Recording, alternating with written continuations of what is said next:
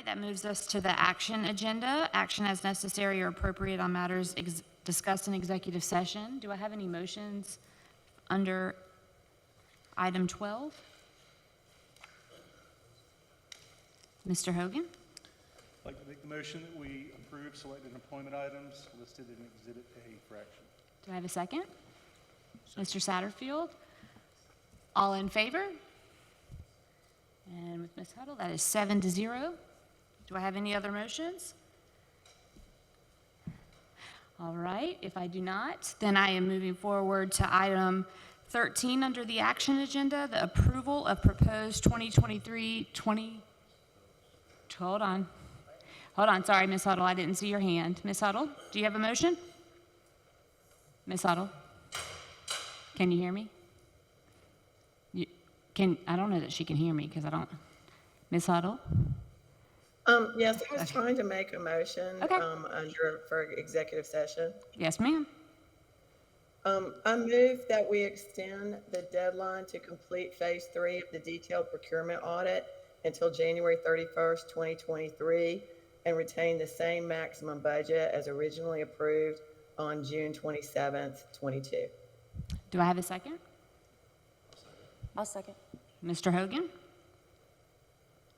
All right, Ms. Huddle, do you want to speak to your motion? I think it's important that we finish this audit. We're very close. We need to clear up the remaining issues with temporary help to ensure that a situation like that does not happen again in the future. We need to get the purchasing card audit completed so we don't end up in the same situation as two adjacent school districts.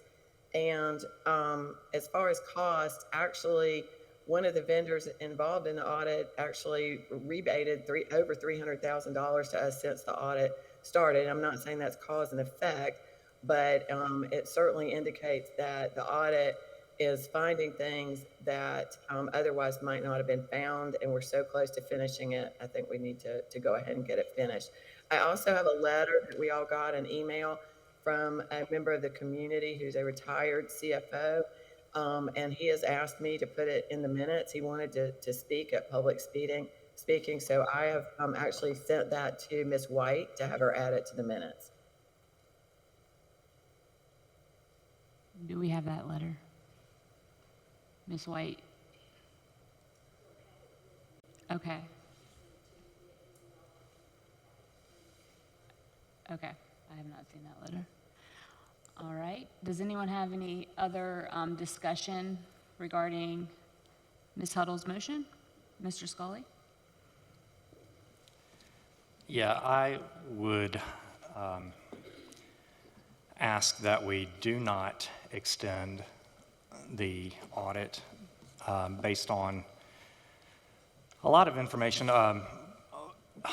One, the information that was received in the FOIA data dump this past week brought to light a lot of concerns, not just with me, but in the community for exceptional bias that in the manner in which that audit was performed.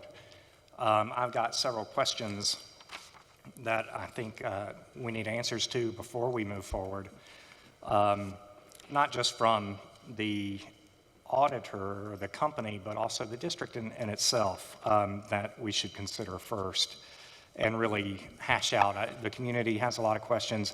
I would actually be in favor of not only not extending the audit, but terminating our relationship with that accounting firm and moving in a direction that is with a firm based in South Carolina, one, to comply with our Shop Local initiative and campaign, and then two, try to seek a firm that has not been tainted in the way that it has, as is evidenced by the emails in the FOIA information request. And so I would move that we table. So well, we have a motion on the floor right now, so. Okay. So I guess that's the first thing I'll allow other discussion before I move forward. But Does anyone else have any discussion? All right, Ms. Snipes? Just for clarity, if we, I know there's already a motion on the floor, but if we went Kevin's route, we've already paid for this audit, so we got a new. Well, we have allocated, so the way that it was, that the motion was for this audit portion was between June and December of 2022. There was $60,000 that was allocated for the audit, and every $20,000 we were supposed to receive an update. We've received our first update as of today, and that was in our board packet under an exhibit for $18,600. And those funds went through work done, completed from September 13th, 2022, I believe. And then there's another invoice that is supposed to be presented to us when it is submitted, and I believe that we were told that was about $19,000. And it was indicated that there would be an additional charge estimated around $5,000 for additional work at that point in the conversation. So that is, we haven't actually paid for the audit yet. We have to get approval every $20,000. We've done one approval, or we've had one invoice submitted to us at almost $20,000. And we've been told that an additional invoice will be submitted at close to another $20,000. So, right, both of those invoices are right under $20,000. So we have not spent the $60,000 already, but there is about $20,000 to play with. But the current agreement goes through December of 2022. Yes, Mr. Satterfield. Would it be appropriate for me to ask Ms. Jaramillo a question? You can ask Mr. Jaramillo a question. Yes. Ms. Jaramillo, Okay, will I'm you- sorry. do you mind coming up to the?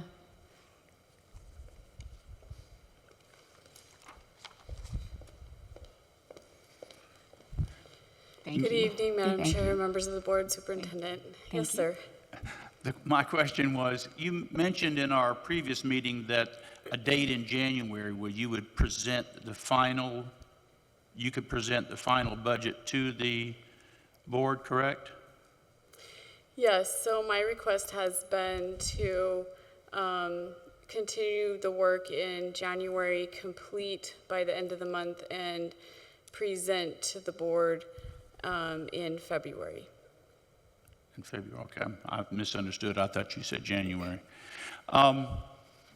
Well, if we decide to vote on allowing this extension, minor extension, I guess it is, for this report with additional cost, I would encourage the board for us, when it comes to asking any additional information, to refrain from this, because that's part of the reason that it has carried on, because more information or more questions have come up, and we talked about those kind of things. So I would just ask the board to refrain from adding anything else on this plate so we can get this thing completed either way. Well, I will say to that, prior to November, we had committees. We have not had committee meetings, and we are not having committee meetings moving forward. That is a chair decision. And so I don't believe that would happen, but I appreciate the commentary. Well, I thank you. I was just going to say that I know that, again, with the dump, everybody can read now what's going on, but there are emails and things like that are being sent, and just refrain from doing that. Let Ms. Jaramillo wrap this thing up so our district can move forward. That's my request. And Ms. Jaramillo, I do have a question, just so that you can, I know that we've gotten a lot of questions over the course of the audit over what the phases are and what has to be done moving forward. And, you know, this particular, the entire audit was intended to be completed in December of 2022. Can you kind of give us an idea of what to expect in the last report in the audit, what materials are being covered and what's going to be addressed? Yes, so we are following up on risks identified in phase 1. And so the priority was set for the phase 2, which you already received that report, but there were still items of risk areas to be followed through on, like the P cards, like purchase orders, the temporary services, for example, a bond reconciliation of the referendum from 2008, that there were questions on that. So those are some of the topics that had come up in phase 1 as risk areas to be followed up on that were not the priority for phase 2. So phase 3 would be taking a look at those. And in fact, we already have some of those areas tested. So in the phase 3 report, the recommendations that we expect, are the majority of them, have they already been completed and the board's already taken action? Like, for example, when you talk about temporary services, has the board already taken measures to address those issues? I can't tell you that for certainty. I know that the vendor has been changed. But as we take a look at processes and emails, for example, that would give us information, then that's what we base our recommendations on, and kind of the roadmap for the future for you based on what we see in the evidence. Does anybody else have any questions? Mr. Hogan?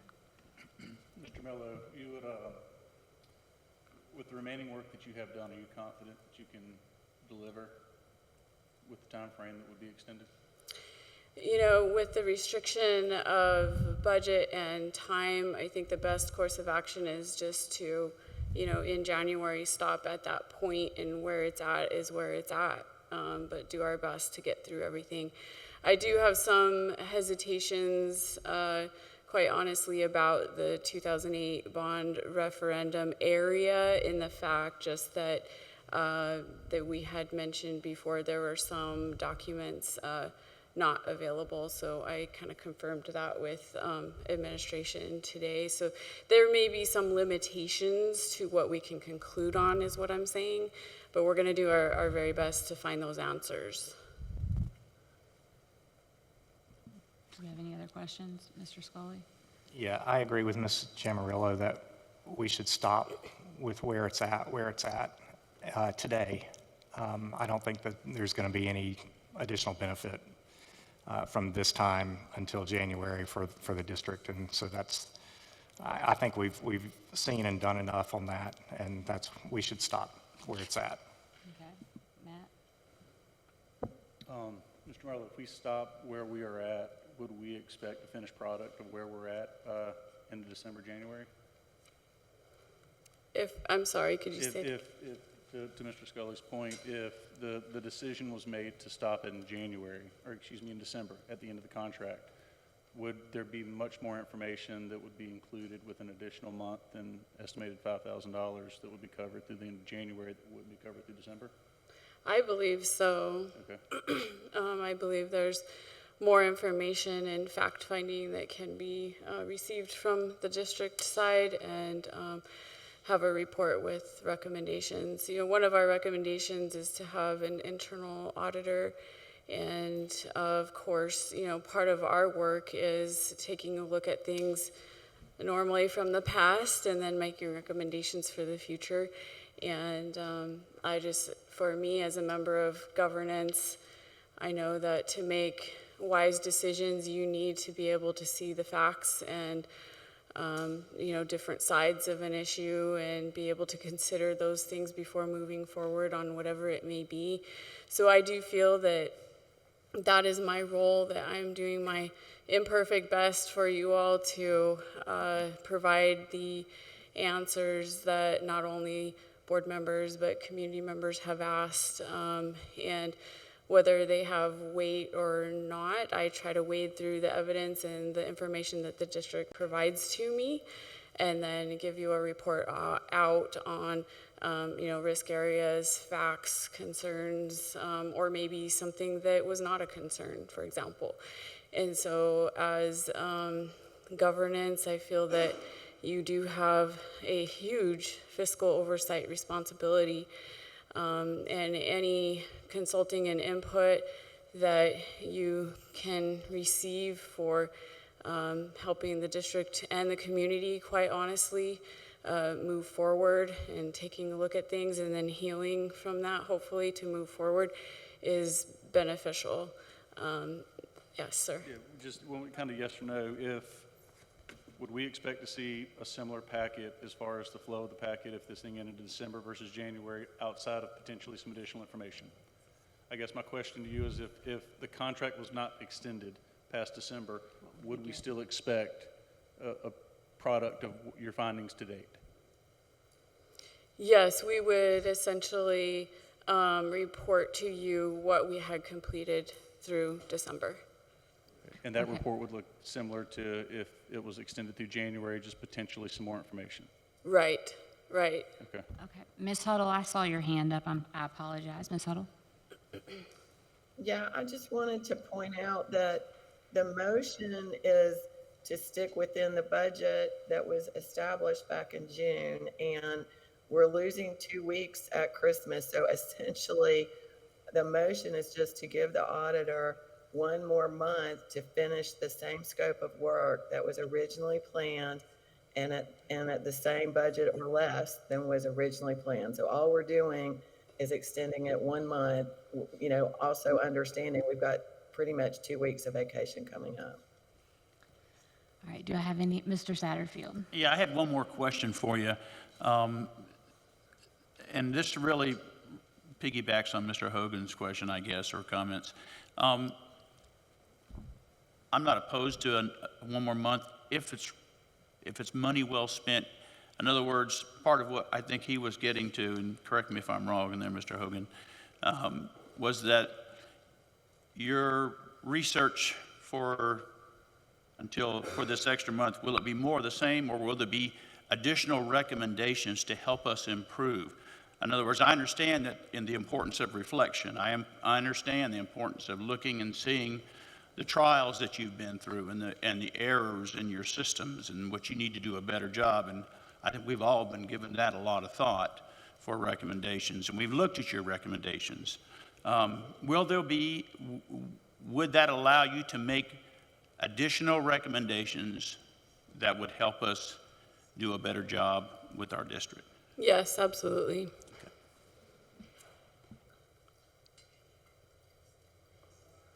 Ms. Barnhart? And I just had a comment. It just, I understand that the original deal was to have it completed by the 31st, obviously, but to give you that extra month, it just seems to me, if you have a job 95% done, you wouldn't expect any other company in any other situation to just stop at 95% and just leave that 5% off, kind of the side. So I'm assuming that's there's just that extra 5% that needs to be done within the course, including the Christmas break and everything, and to have it back to us fully 100% by the end of January, beginning of February, correct? I do believe it's great to get through whatever risks have been identified and have some closure to that point that we can. So does that mean you're not trying to continue the investigation portion? You've identified risk and you're trying to find conclusions for those risks and create recommendations based off of the information you've already gathered, or are you still investigating? For example, I know that there's been some, from what I understand, we've had some information that we don't have because we don't have responses. And so we know that we're not going to get responses because we haven't had responses in months and months. So we're not just holding on, waiting for the same companies to give responses or the same, individuals or whoever. Mm-hmm. So we're not doing the investigation, asking for information about what to investigate. That has been concluded. We're just trying to compile that information and prepare a report and recommendations. Excuse me, Madam Chair, members of the board, yes, that is true to the extent that we already identified the areas of risk that we thought should be examined with the Phase 1 report. Phase 2 only took a deeper dive into certain areas, and then Phase 3 was going to take a deeper dive into other areas.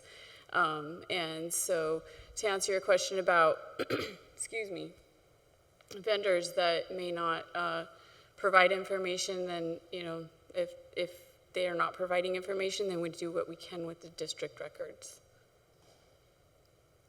Do you have any more questions? All right, last one, Mr. Scully.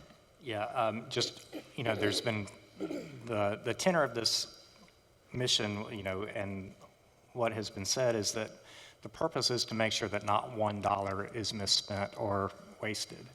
And I think at this point, based on the information that we know that's been publicized, I think the trust has been eroded in this process and in this audit. And to the extent that,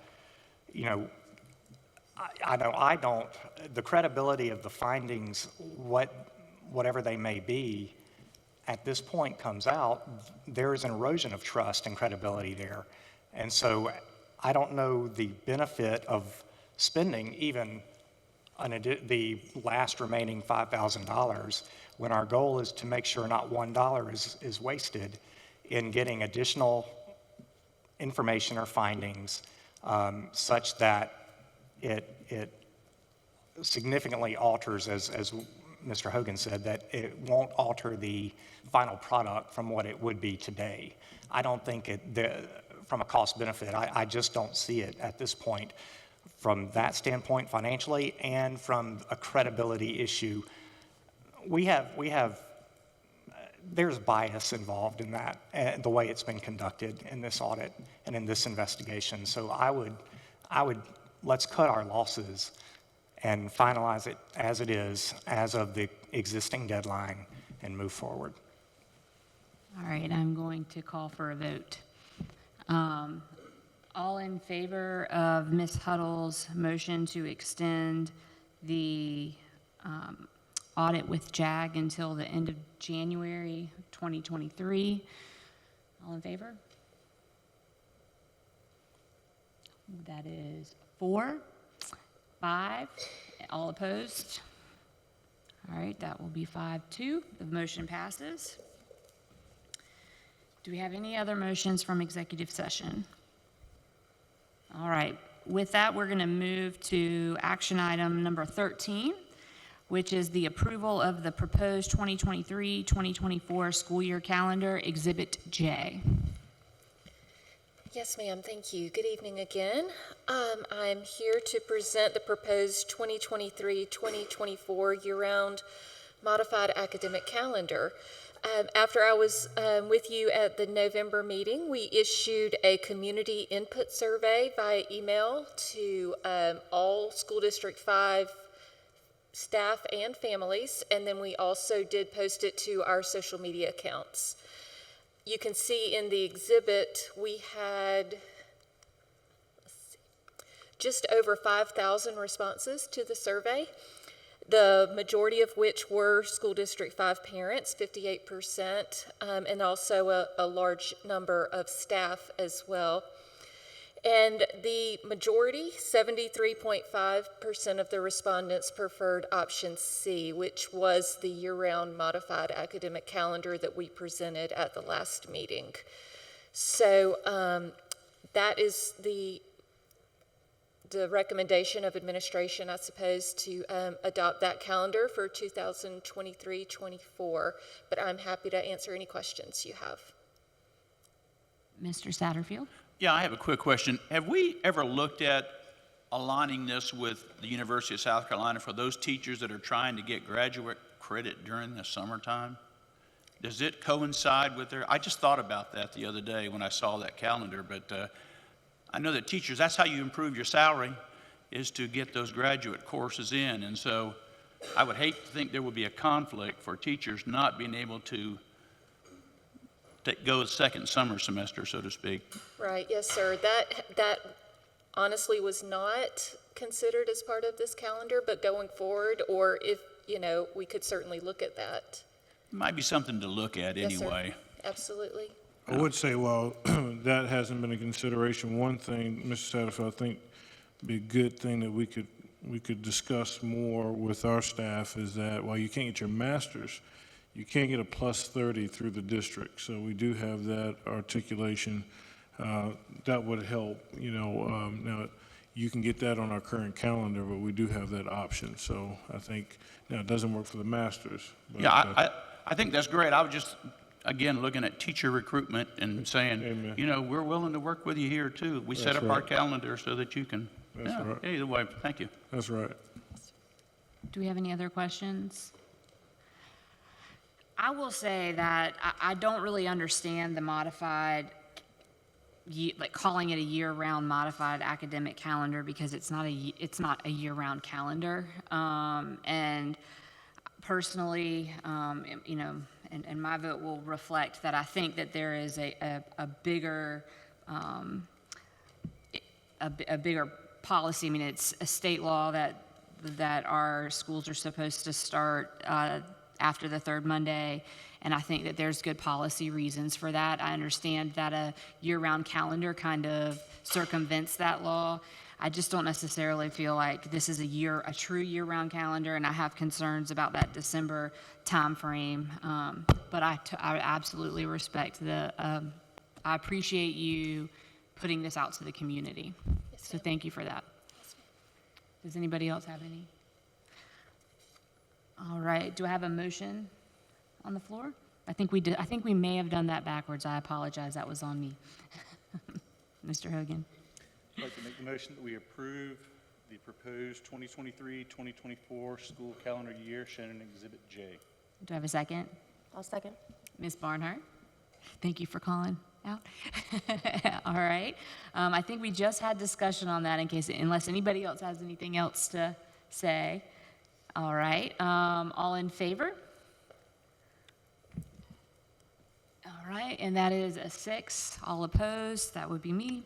So a 6-1, the motion passes, and the proposed 2023-24 school year calendar has been approved. Thank you. Thank you. All right. Before we start discussion, do I have a motion on action item 14 for the second and final reading on proposed revisions to board policy IMBD? Mr. Hogan? I'd like to make the motion that we approve the second and final reading on proposed revisions to board policy IMBD, flag displays, proposed revisions to board policy IHAC, social study education, and proposed new board policy IMDA, patriotic exercises, shown in Exhibit K. Do I have a second? Second. All right, Ms. Snipes, thank you for speaking up. Any discussion? Mr. Scully? Yeah, real quick question.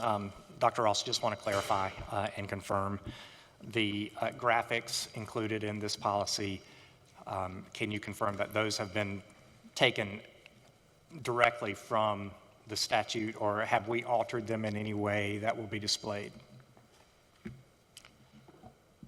Those were actually prepared for us from the communications department. So Ms. Taylor, can you verify that our displays with the flag and the mottos were taken directly from the state statute? They were, and they have been approved by the State Department. Thank you. Do we have any other questions? All right, I'll call for a vote. All in favor of the motion? I see Ms. Huddle. That is a 7-0 vote. Okay, all right. So that motion passes for second and final reading. All right, that moves us to number 15 on the action agenda. Do I have a motion? Okay, before we have a motion, I'm going to turn it over to Dr. Ross. Thank you, Madam Chair, members of the board. With the board's pleasure, I would just like to invite, as we look for approval for the memorandum of understanding with our foundation, District 5 Foundation for Educational Excellence, representing our chair, Scott Jones, Ms. Lynn Collins, to briefly greet the board and thank you for your partnership here. and to answer any questions about the foundation. Yes, ma'am. Good evening. Thank you, Madam Chair, trustees, and Dr. Ross for inviting me tonight to speak on behalf of the District 5 Foundation.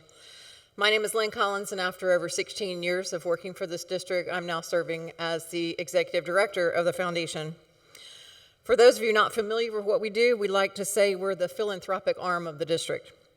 We believe that every student and every school in our district deserve access to the essential resources that make learning possible.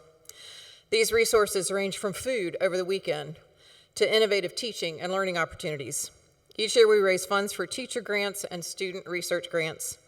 We typically award over $40,000 total for those teacher and student grants each year.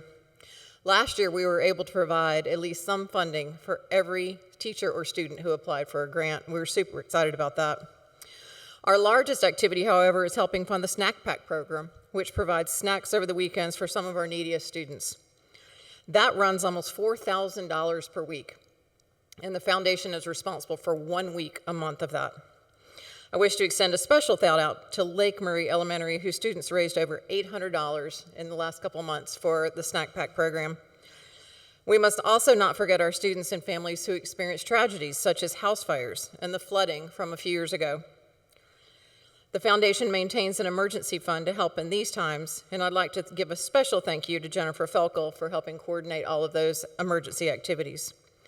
The foundation board is a wonderful group who volunteer their time and efforts to support our students and staff. We appreciate the support of the district in terms of hosting our webpage, providing a space at the district office for us to work when needed, as well as clerical support, all of which we could not do on our own without taking funding away from our students and our staff.